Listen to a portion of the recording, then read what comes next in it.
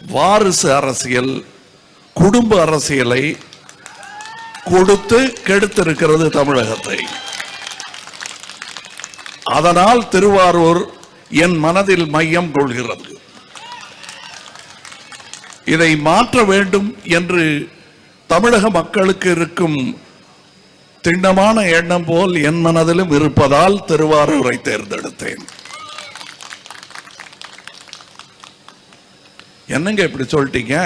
உங்களுக்கு தானே குடும்பம் இருக்கு, நீங்க இப்படி பேசலாமா அப்படின்னு கேட்டா, இருக்கு, எனக்கும் குடும்பம் இருக்கு. என் குடும்பத்தில் 8 கோடி பேர்.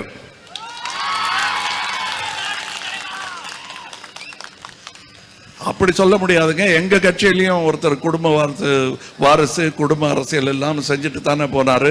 மக்கள் திலகம் எம்ஜிஆர் அப்படின்னு சொல்லுவாங்க. கரெக்ட், ஒத்துக்கிறேன்.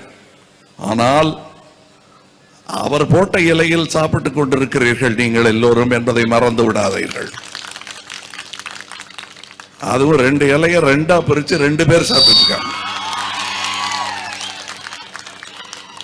அது வேற, இது வேற.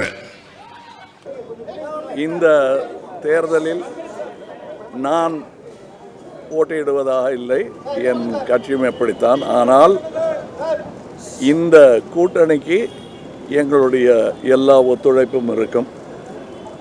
இது பதவிக்கான விஷயமே அல்ல, நாட்டுக்கான விஷயம் என்பதனால் நான் எங்கு கை குலுக்க வேண்டுமோ அங்கு கை குலுக்கி இருக்கிறேன்.